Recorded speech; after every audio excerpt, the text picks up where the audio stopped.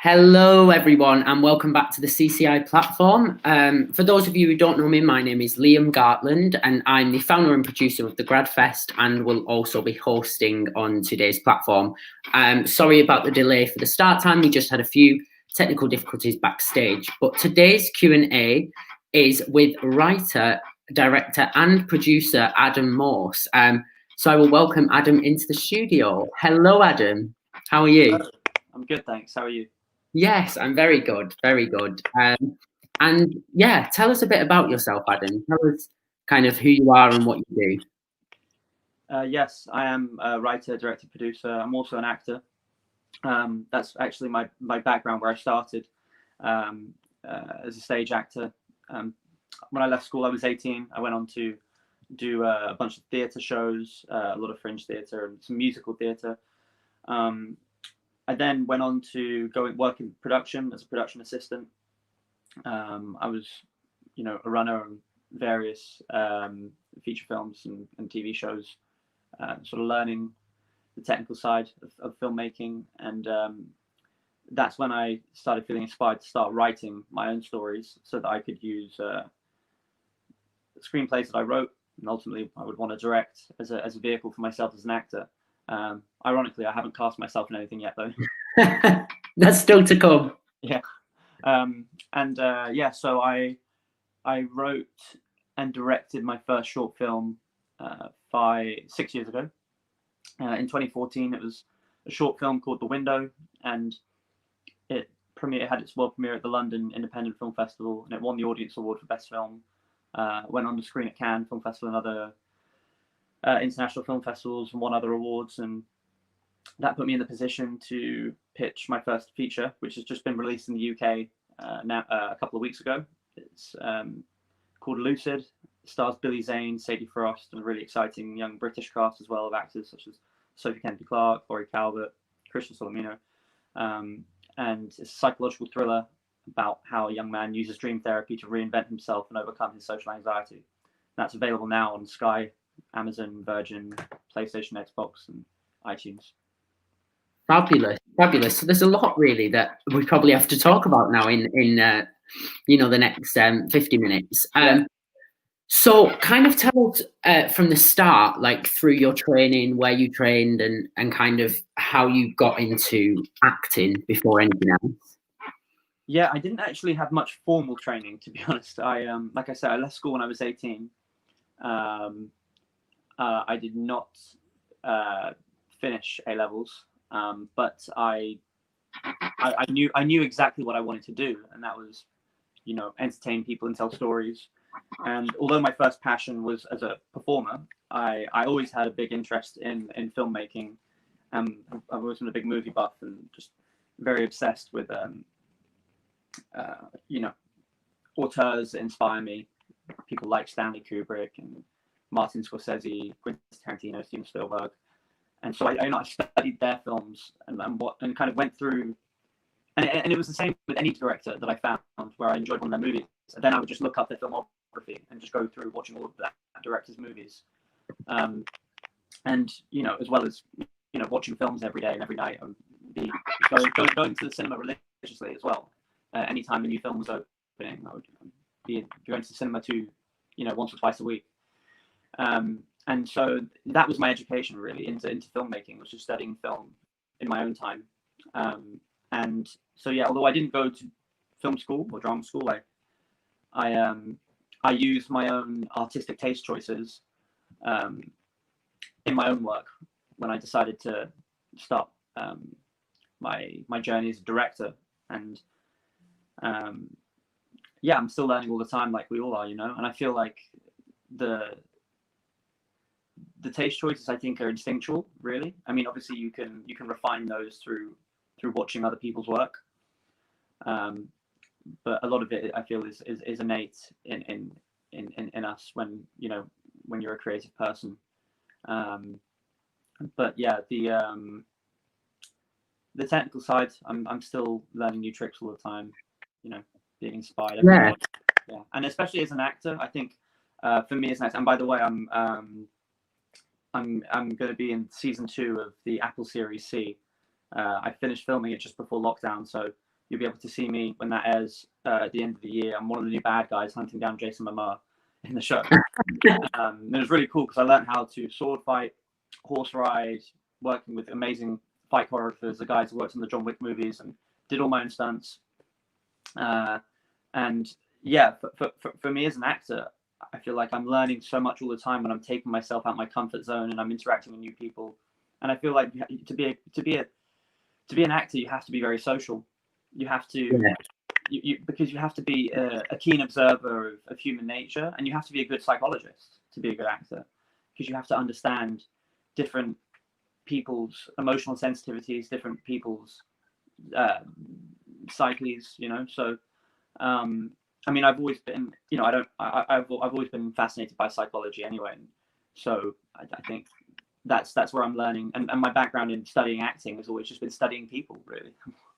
Yeah, and I think it's very important as an actor to understand, you know, kind of what is going on in the world, and you know, be able to kind of see what is kind of happening in the world, to be able to put that into your own acting and be able to play a different character. Absolutely, yeah, I agree.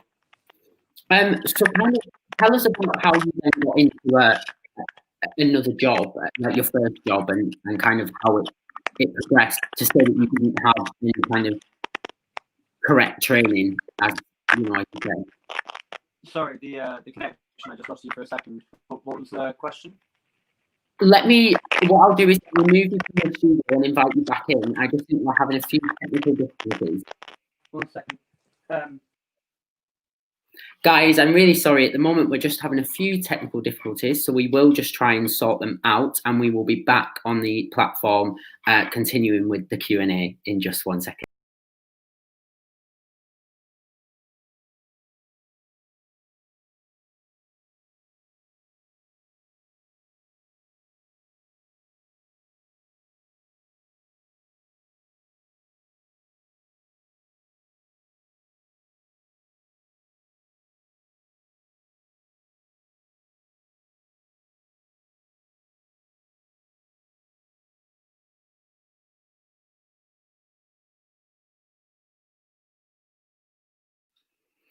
Hello, guys. So I'm going to invite Adam back into the room, and we're just going to see if the connection is working.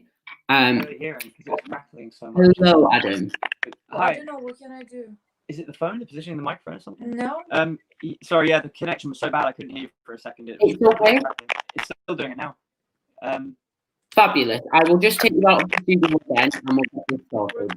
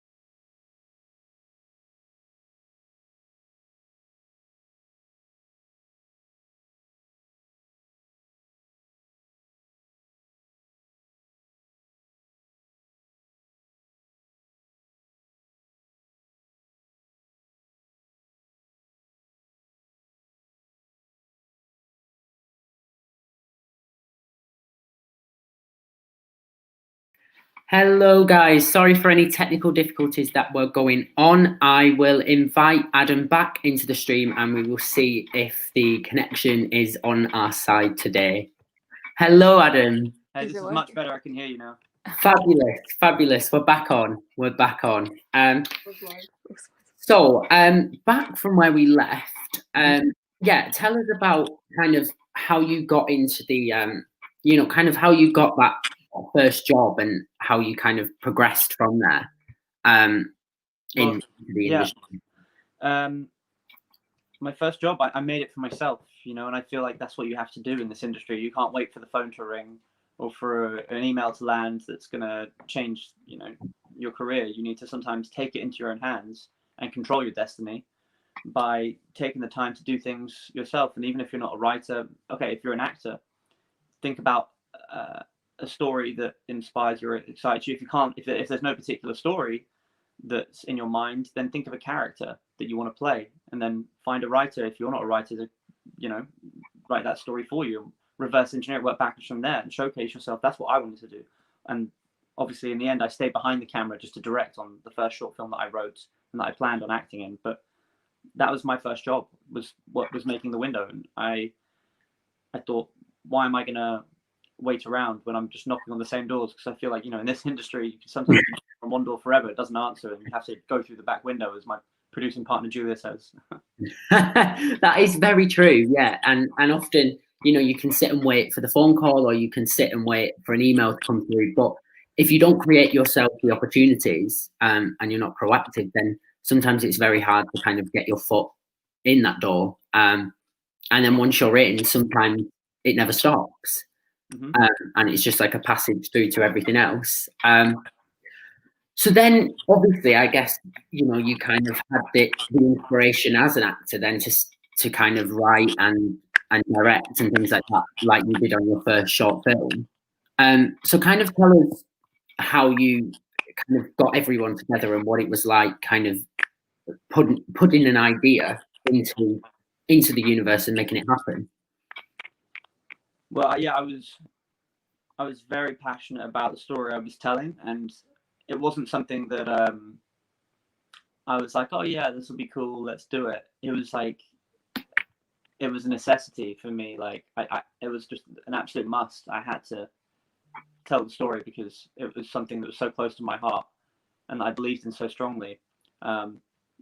Basically, the story of the film, of The Window, is about two guys that crash a house party and they get separated by a coin flip that alters their paths. And essentially, it's kind of my take on the butterfly effect. It's very, it's been described as like a Sliding Doors meets Superbad, because it's a drama comedy about how fate and luck are connected and how time is so precious, and every second, every passing second, every single decision we make is an alternate future that we could have lived.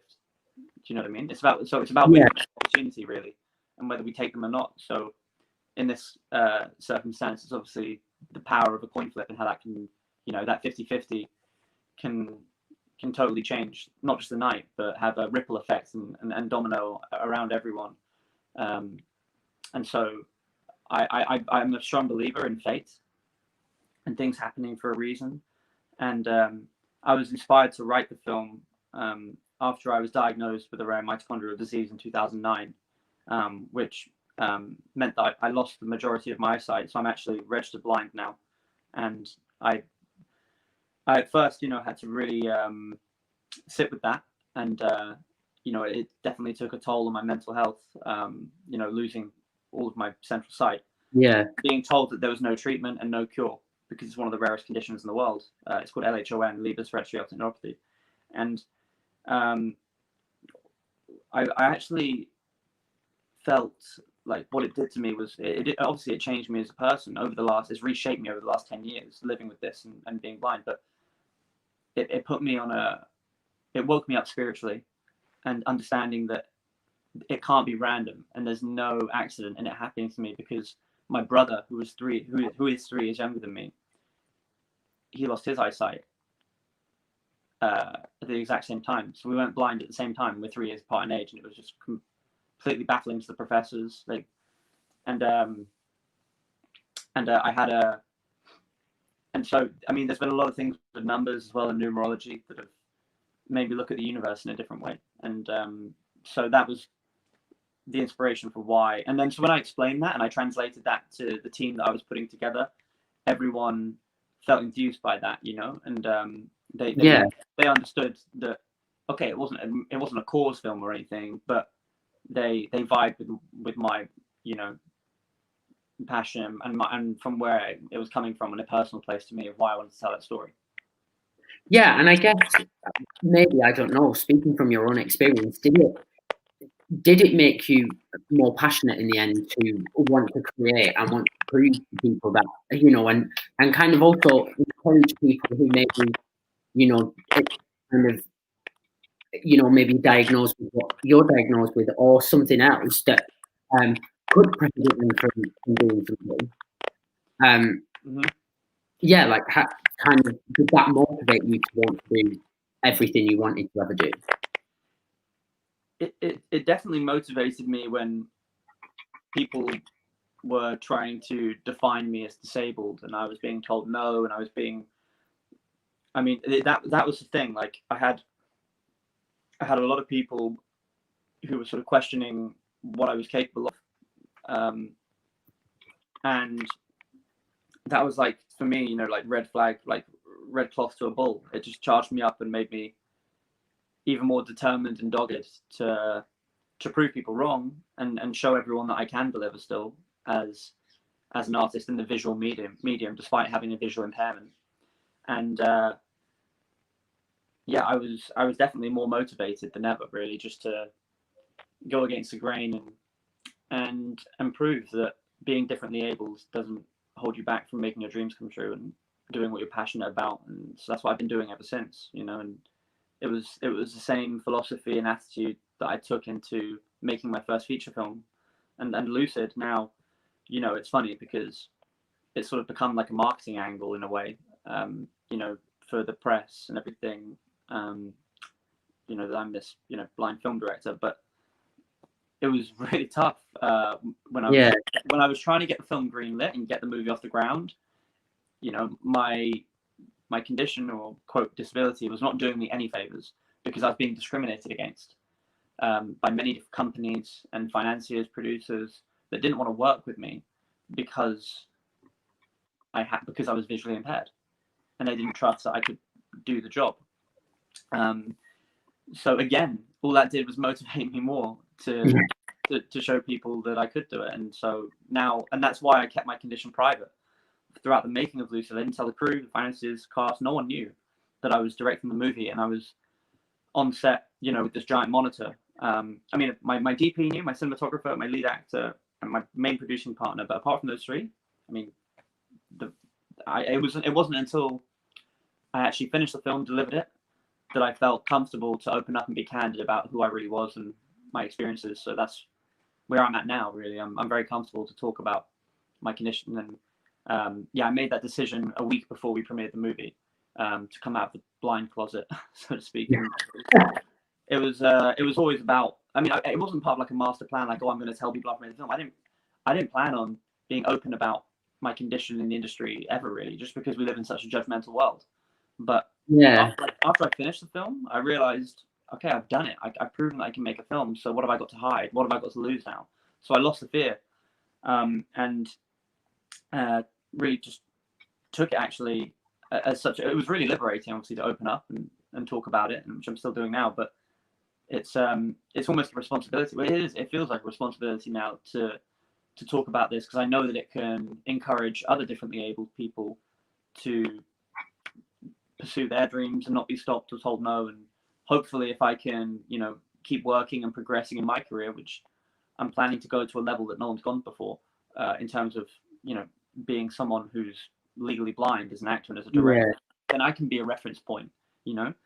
Then other people in the future, they're pitching their first project and they might have, you know, a visual impairment or a disability or whatever that background is.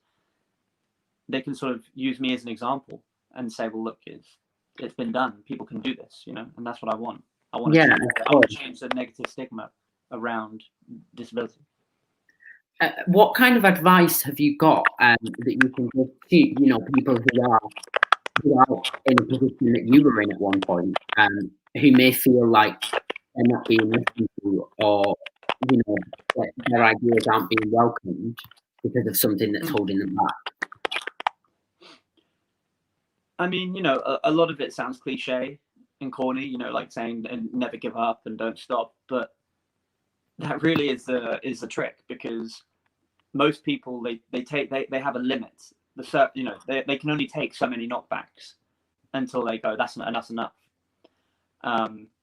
But if you really believe that you're going to do something and you live in the future in your mind and you have that precognition to see something before it happens, of course I'm talking about manifestation, but it is real because I've done it. And all you do is you keep working towards that vision, but you don't look at it as the future. You look at it as the past, and you say, that's actually already happened. I've already done this.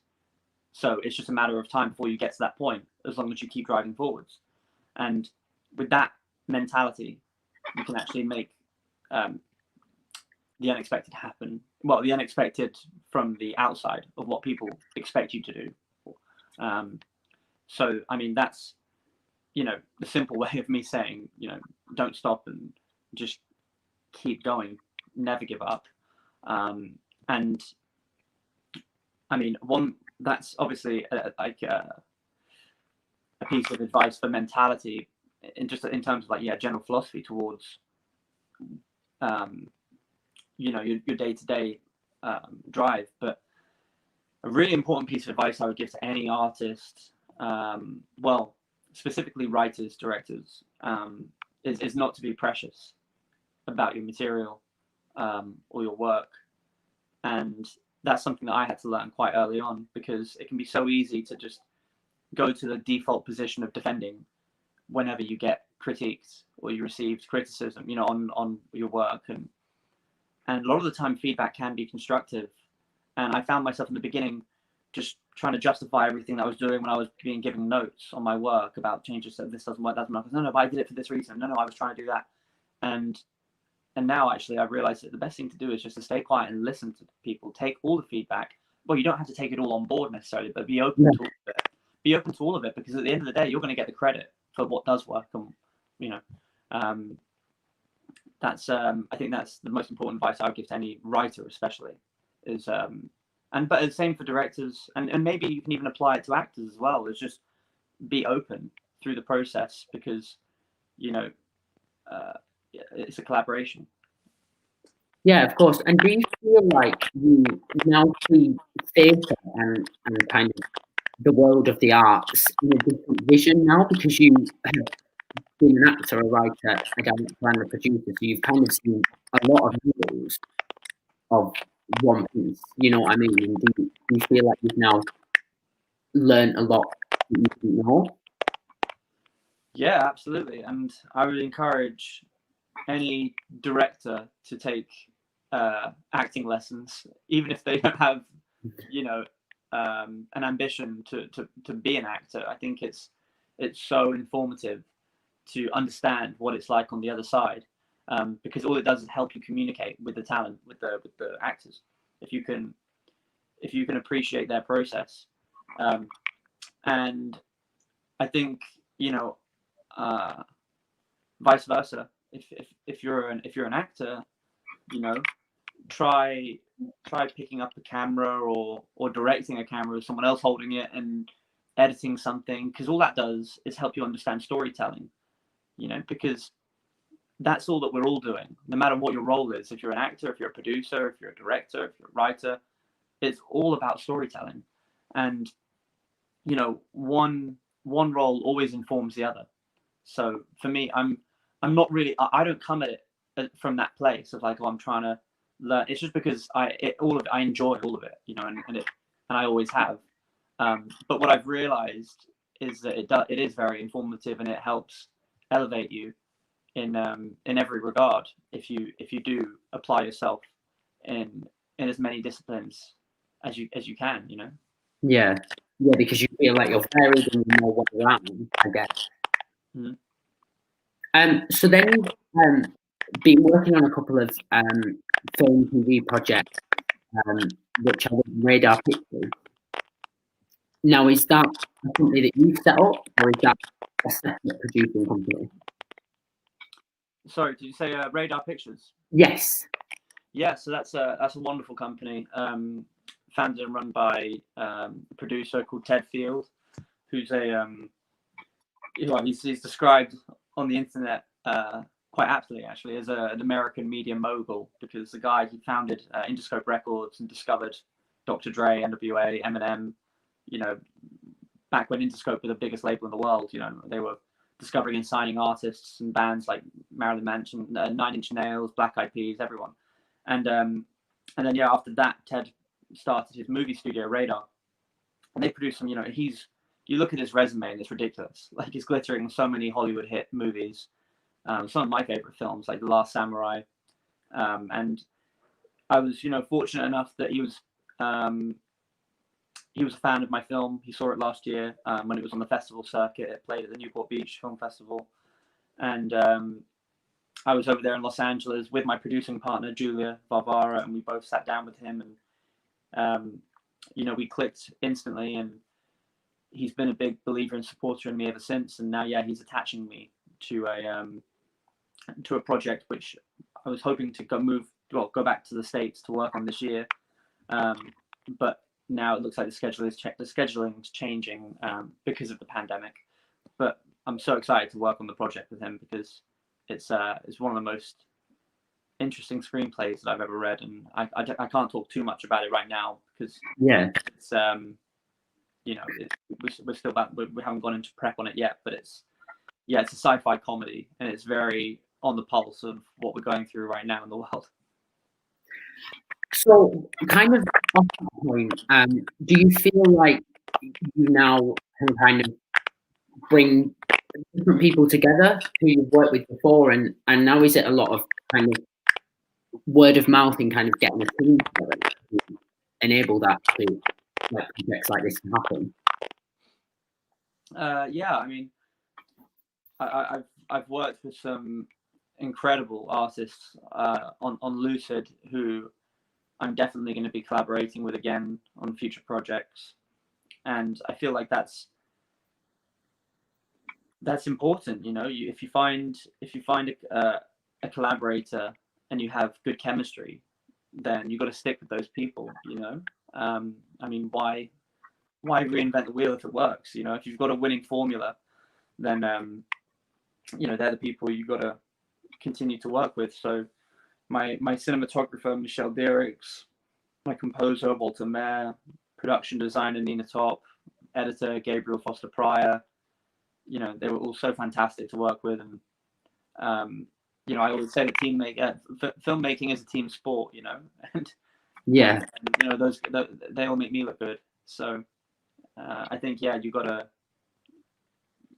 make sure that when you find someone that works, you got to be good to those people. And I think it's, in general, this industry is about long-term relationships, and if you can build and cultivate them, that's always going to help. Yeah, fabulous. I am just going to say to all the viewers watching, if you do have any questions throughout this, please put them in the comments box below. You do have to subscribe to the YouTube channel, but we'll keep going with our chat. But if you do have any questions, then please type them in the comments. So you also said that you worked a bit in theatre. Mm-hmm. And kind of how do you feel it all differs from theatre to musical theatre to TV and film? What are the similarities and differences for you being kind of, in terms of writing and directing, in that sort of sense as well? They are, it is very different, theatre to film. But I think, ultimately it comes down to interesting ways to tell stories and ways to engage an audience and hold them, whether it's live, in a theatre, or, with a movie that people are going to be able to, see in their own time. It's always about making choices that are well, that's the thing. They're very different. I think theatre and film. Like you could, especially from a performing point of view, completely different. You know, you can, like, I've auditioned actors, and you can tell straight away if an actor's theatre trained or if it's a screen actor. You know. Yeah. So because everything is, I mean, yeah, it's kind of obvious, right? You know, everything's so much bigger in theatre because you've got to play it for the people in the back row, whereas, you know, on film, every single micro expression is so magnified with the camera. It picks up everything, you know, so it's so easy to overact. Yeah. So kind of what advice would you give for an actor who kind of may have trained in theatre but wants to move into film, or vice versa? Well, I think, you know, the advantage of having a theatre background is, you know, it teaches you how important preparation is, and you know, with theatre you have vigorous rehearsal period, you know, and with film that's a luxury. You know, you don't always get to rehearse with the other actors before you go into a film. So I think, you know, if taking that, if you're, you know, lucky enough to be able to rehearse with other actors in a film, you know, using that process from a theatre background is obviously quite beneficial. But, you know, when you also go into working on a scene, you're usually ready to do it live in front of people. There's no room for error, you know, so that can save a lot of time on set. You know, you don't mess up as much maybe because you've got to be on the money with what you're doing, so less takes, less money spent. I'm just thinking on the reverse, I'm not sure how much a screen actor, I feel like maybe if you were to put a screen actor into the theatre process, there'd be a bit more out of the depth. Yeah. There would be a lot more learning. Well, not more learning. I think that's the wrong way to say it. It's a lot different. Hard, maybe. Well, you know, equally, they're transitions that you have to make, and you have to tweak your work and the approach to it. Yeah, and I guess in theatre you may do a show 8 times a week, or for a film you call it the scene and finalise it. That's it. You know what I mean? For an actor on stage, there's a lot more leeway to experiment, I guess, and create in terms of changing the way they deliver things every night. So in terms of being on a film set, how strict is it in terms of the director's vision for an actor? How strict is what, sorry? The director's vision for an actor. You know, you're on short time and the actor needs to deliver something in a certain way. For me, as a director, I have a very loose approach to the text and just in general, really, to you know, how we're going to tackle every moment, because I do put a lot of onus on preparation for the talent as well as the crew. But on the day, I'm so open to discovering things organically when I work, because I feel like that's where a lot of the magic happens, is when, you know, you do something and it happens by accident or something, and then you're like, whether it's, you know, just experimenting with the camera move or an actor just ad-libbing something, you're like, oh my god, that's so perfect and natural, or that is so interesting, let's do that, and then you start doing that every time. So for me, I'm not strict on the words. For me, it's all about the context, really, rather than the actual you know, the script for me is a blueprint. And it's just about finding the most interesting way to tell a story and to capture a moment with the camera. So I'm very open when I work as a director, and I try to be as an actor as well when I'm given permission. And it's a lot of kind of the director's vision to do with camera angles and the way it sounds, rather than the actors, in a sense. Sorry, it's a bit crackly again. What was the question? In terms of, is it all okay? Are we over? It's crackly, but I'm trying to understand you. Let's if you give me the question again and rephrase it, I'll try and understand. It's just a bit crackly. So in terms of the vision of the piece, Yes. is it to do with camera angles and sound rather than the actor? Oh no, it's a combination. It's a complete combination of both. They have to work in tandem. You know, there has to be harmony between the performance and the technical side of what's going on the screen. You know, they have to complement each other. You know, the musical score doesn't work if the actors aren't on point. And you know, I think a lot of the time, really, like it has to start with the actors and the performance. I think as long as you know that is right, or that is, you know, if the actors are delivering, then you can, everything else just elevates what the actors are doing, really. And if you could you find that if you change the camera angle, maybe that it could tell a different story in a sense, or way of it? Absolutely. I mean, you know, if this is the thing, like if the actor might be completely like in it, like a total fugue state of like they're, you know, that person is gone. They are the character, and they're so tuned in to their whatever, like it's themselves, to the character emotionally, and they're doing something really powerful. But if you've got the camera on the other side of the set and the frame is wide, you're not going to feel what they're doing. You know, you're going to lose so much of that power and emotion if you haven't positioned your camera in the right place. And you know, whereas if you were to have the camera right in there, you know, close, you're gonna feel everything so much harder as an audience.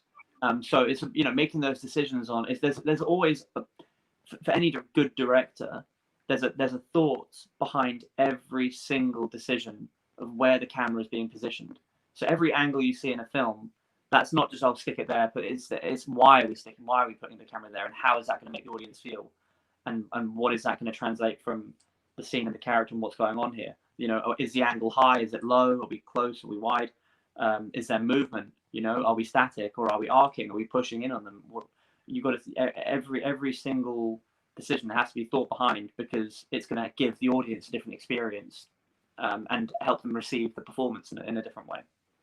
And was directing a film, I guess, having to think about camera angles and things for you, in terms of, you know, with your ability, how was that kind of coping with that? Well, for me, I have, you know, a very large director's monitor. Billy Zane nicknamed it the IMAX on the set of Lucid, because it was 65 inches, and I had my face like an inch from the screen, so I could use my partial peripheral sight to frame the shots and direct the performances. So I'm very hands-on with how I direct the camera, and I'm there with the talent, working with the actors in a very spiritual way, because I'm so in tune with not just actors, but with people now, because since I've lost my eyesight, I'm not judging anyone on face value anymore. I'm using my inner eye to look into their soul almost, you know, because it's all about vibrations for me, and not how and not necessarily the way someone's looking at me, but it's about the energy that they're putting out and the energy that I'm trying to reciprocate. It's all about energy for me, and it's just, and I take that into the work too. You know, when I'm directing, you know, I'll have a big enough monitor where I can still appreciate the image and frame the shot and everything with my partial sight, but more than anything, I'm just trying to capture a tone and create an atmosphere. Yeah, and do you feel now that you've done Lucid that kind of you want to keep going and keep kind of getting things out there now, and kind of being a kind of light for people who may not who may be suffering from not getting seen by somebody or not having that chance yet? Yeah, absolutely, of course. I mean, making Lucid was such an incredible experience, and it's it's what I love doing the most, is creating and entertaining people, and it's obviously a bonus if the work inspires or educates anyone. But for me, yeah, I'm definitely going to be making more movies, and can't wait to bring you all the next one. Fabulous. What advice would you give to someone kind of who's graduated from drama school and maybe wants to get a short film on the go, or may have an idea? What advice can you give to people to kind of progress with that? Get ready to hustle, because it's not easy. You've got to wake up every day, and it's got to be your sole focus. It's got to be what you live and breathe for. You've got to eat and sleep the concept of whatever it is that you want to create. And when you have an idea for a project and you're thinking about how to put it together, of course, a lot of the time there are costs to people's time and equipment and whatever else, but there are always ways around that. If you have people in your network that are talented, and if you don't, then go out and find those people that are talented, and build your network.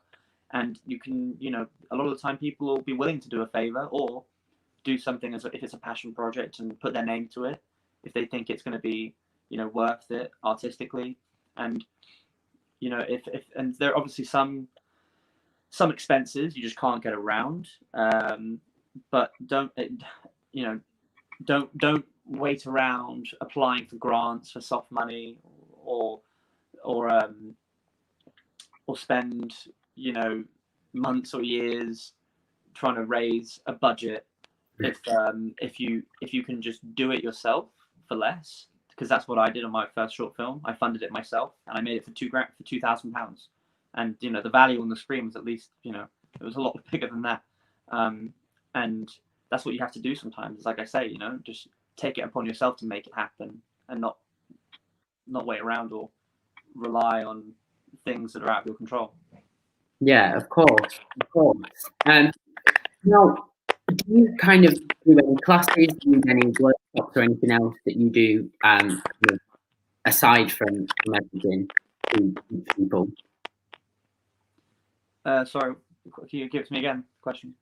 Do you do any workshops, lead any workshops or classes in kind of sharing this information with people? Yes, I do. I've started doing a lot of coaching and motivational speaking. I've worked with a company called Yanabees, an organization, should I say, and they partnered with a foundation called Slums to School in Africa. So I give these monthly workshops to people there in Africa who are interested in the entertainment industry, and the professionals in their own right, but they don't necessarily have access to the same resources that we do here in more developed countries in the UK. And the coaching, I've coached with various different drama schools and film courses, I take a lot of enjoyment from that. It makes me feel good when I can pass on something that I've learned to someone that I recognize as myself 10 years ago or 5 years ago. Yeah, fabulous. Well, thank you for coming on the platform today and kind of sharing all that with us. Yeah, it's been very interesting to kind of, especially for me as a musical theatre actor, to hear something from a different angle. And from a place where I'd never kind of been to. But yeah, thank you for joining us on the platform. Pleasure. Thanks for having me. And we hope to see you soon. Thank you. Fabulous. Thank you so much. Thank you. Well, guys, what a great Q&A that was with Adam Morse. Adam, again, is an actor, producer, writer, director. He's the works, and he's fabulous. We have, Adam, I will bring you back on. We have a question. Yes, if you'd like to ask a question, please post it in the comments. We do have a couple of minutes left. I will just wait for the questions to come through. But yes, it's been great to kind of see from an angle of every angle in theatre and film, from every position, I guess. We will just wait for this question to come through. If it's...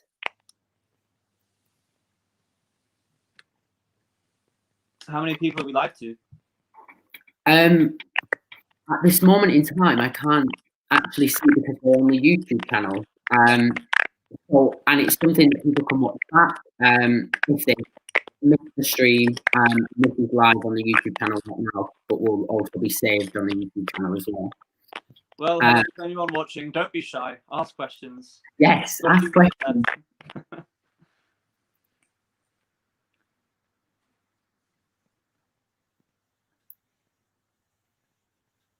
Yes, and there's actually more questions coming through. But we are running out of time, guys, so I will let Adam go and continue being creative. A couple of questions. Let me see if there's any coming through on the chat.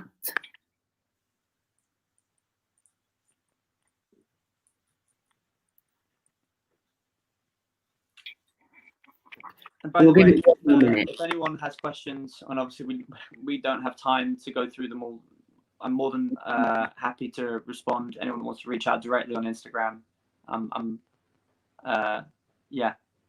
Yeah, all your social media links are down below in the description of the YouTube video as well.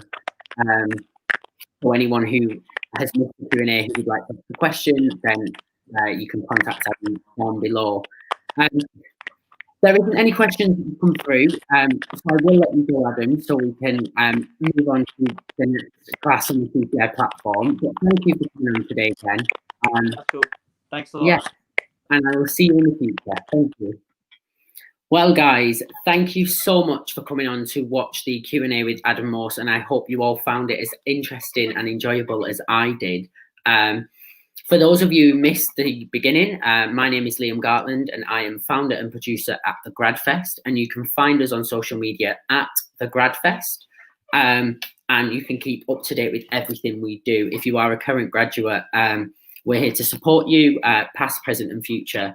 And we want to be able to, help you progress into the industry too. Next up, we have a class with Amy Jessup, and that, I believe, is at 3 o'clock. So if you would like to come back on and do that, then please do, and I will see you at 3 o'clock.